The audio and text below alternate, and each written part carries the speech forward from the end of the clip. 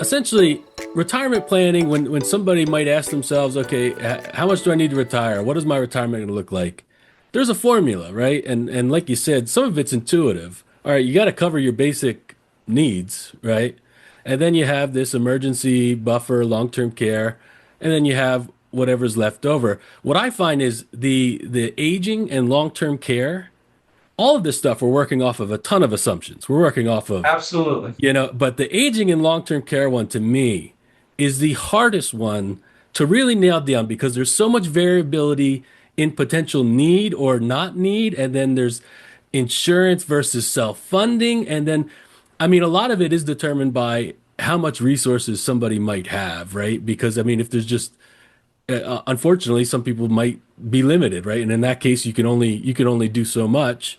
And some people have ample resources to allocate towards that. But do you find that as well? There's just a lot of assumptions and a lot of variability in trying to pin down how to approach that aging long-term care number. No, absolutely. And you hit the nail on the head. And we say this all the time to people we work.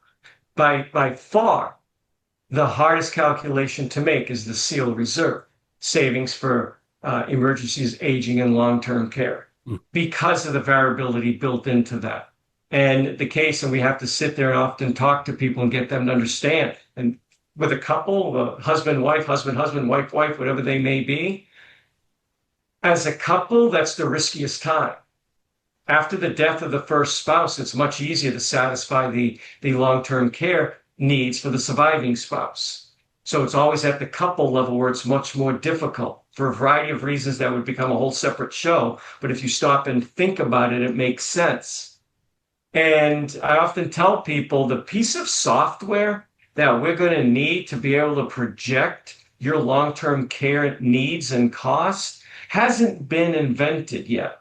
But when it is invented, the name is going to be crystal ball, because literally that's what you're going to need, because nobody knows what the future is going to bring. Remember, it's always going to happen to the other guy. I got that. It's never going to happen to you. But someday it will.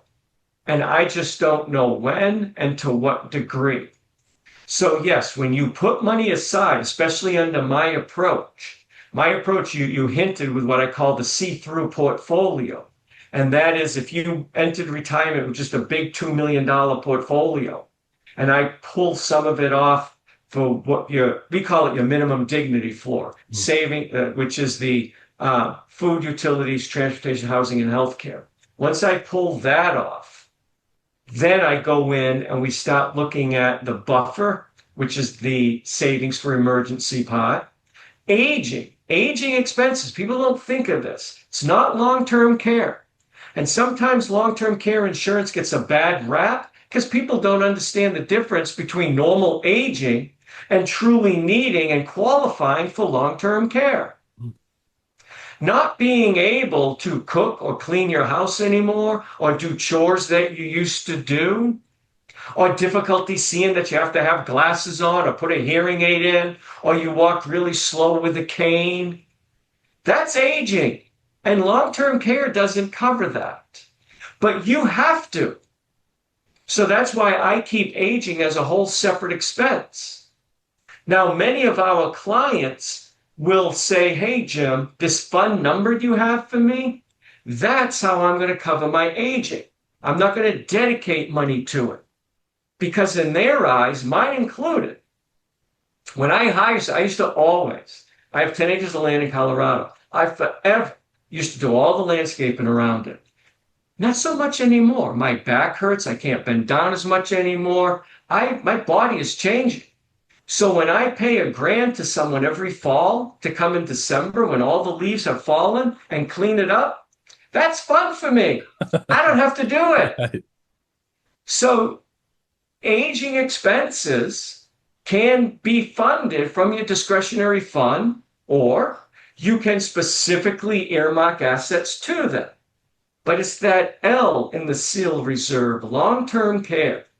That's the hard part. I freely admit that, because that's when you can't do 2 of 6 activities of daily living. And it's when you truly are at a horrendous point in your life. I'm sorry. But if you can't get out of bed, if you can't feed yourself, if you can't dress, if you've lost your continence, if you can't toilet, if you can't bathe, that's not a way to live. But many of us are going to be in that situation. And it could be because of something totally abrupt. You have a heart attack, you have a stroke. Could be a little bit slower, you have Parkinson's or diabetes. Or it could be cognitive from just normal aging because you lived long enough. But when you're at that phase where you now, again, it's just like the infant stage of your life. Whereas an infant, you needed help with all activities of daily living. Right. But everybody loves helping a little baby. It's so cute, so happy. And you hold the little baby up and you make fun of having to clean it and change it. But people don't treat elderly the same way. And people fear that. And people don't want to step in.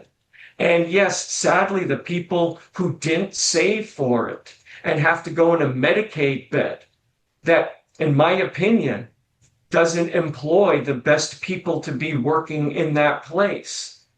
It's not a wonderful way to spend the last few months or few years of your life. So it is a very difficult part of this because I don't have the crystal ball. And when we do it the way we do it, people literally see when they move money to the SEAL reserve, the savings for emergencies, aging, and long-term care. They take it from their fund. So I use a seesaw analogy. And on the left of the seesaw is you today. And on the right is the older you, who may or may not be here. I have no idea. But if we slide money over to the older you to help the older you, it costs the younger you. And if I keep money for fun for the younger you, you're sacrificing that perhaps the older you would have needed it. And retirement planning, your job, Jason, and mine, is to balance that. You and I are that fulcrum where that seesaw is balancing. And that's why I often call it seesaw assets. When we satisfy your minimum dignity floor, and then we didn't talk about this, but we have another step for those who must leave a guaranteed inheritance, usually the special needs children. When we satisfy that need, the dollars left, we generally call them your seesaw assets. Do we move it to fun? Do we move it to aging? Younger you, older you. And that's what it comes down to. And those who don't have enough to move to the older, or those who, I don't want to say is selfish because you're being selfish to yourself, but those who want, like the McDonald'sization of society, I call it, you want it and you want it now, you don't want to wait. Those who want to help them now cost the older them. And as long as they realize and accept that Medicaid may be the solution, then that's how we build it in. But you're right, Jason. It is the hardest discussion as a planner to have with your clients, and it's the hardest calculation for us to make. And it is not a set it and forget it. The entire retirement planning process has to be an ongoing exercise that retirees do, whether they do it annually or semi-annually or on a semi-regular basis. It's all going to be driven by their complexity. But you can't do a retirement plan at 62 and say, I'm all set. I did my plan. Here's what I'm going to do. I'm covered to 93. You can't do that. And aging and long-term care is one of those expenses that, oh, I'll be fine. My parents lived to 100 and died peacefully in their sleep. And then you get the call from someone's wife that John was the other man last night. He had a stroke. He's paralyzed. And now all of a sudden, everything has come crashing down. That's what makes this difficult, why we need a crystal ball. And I'm just waiting.